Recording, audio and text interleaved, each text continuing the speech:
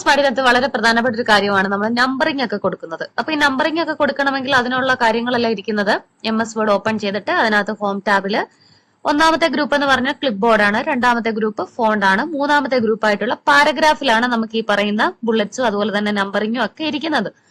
നമുക്കിപ്പോ നമ്പറിംഗ് കൊടുക്കാനായിട്ട് നമ്മൾ ചെയ്യേണ്ട കാര്യം ഇവിടെ നോക്കിക്കഴിഞ്ഞാൽ പാരഗ്രാഫ് എന്ന് പറയുന്ന ഗ്രൂപ്പിലെ ഏറ്റവും മുകളിലെ രണ്ടാമത്തെ ഈ ഒരു നമ്പറിംഗ് എന്ന് പറയുന്ന ഈ ഒരു ഓപ്ഷന്റെ സൈഡിലുള്ള ഡ്രോപ്പ് ഡൗൺ ആരോയിൽ വെച്ച് കഴിഞ്ഞാൽ നമുക്കിവിടെ പലതരത്തിലുള്ള നമ്പറിംഗ് ഓപ്ഷൻ കാണാം. അപ്പൊ ഇതിൽ ഏത് വേണമെന്ന് വെച്ചാൽ നമുക്ക് ആവശ്യമുള്ള നമ്പറിംഗ് സെലക്ട് ചെയ്യാനായിട്ടൊന്ന് ക്ലിക്ക് ചെയ്യുക.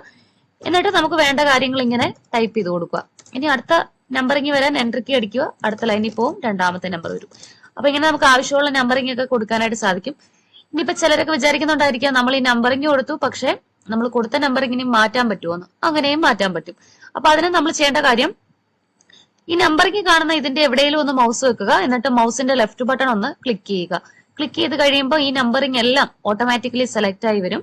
ഇനി നമ്മൾ ഈ പാരഗ്രാഫ് ഗ്രൂപ്പിലെ നമ്പറിംഗിന്റെ ഡ്രോപ്പ് ഡൗൺ ആരോ ക്ലിക്ക് ചെയ്ത് ഇതിൽ നമുക്ക് ഇഷ്ടമുള്ളത് ചൂസ് ചെയ്ത് കഴിഞ്ഞാൽ അവിടുന്ന് തന്നെ നമുക്ക് നമ്പറിംഗ് മാറ്റാനായിട്ട് പറ്റും. അപ്പൊ ഇങ്ങനെയാണ് നമ്മൾ MS വേർഡിൽ നമ്പറിംഗ് കൊടുക്കുന്നതും അതുപോലെ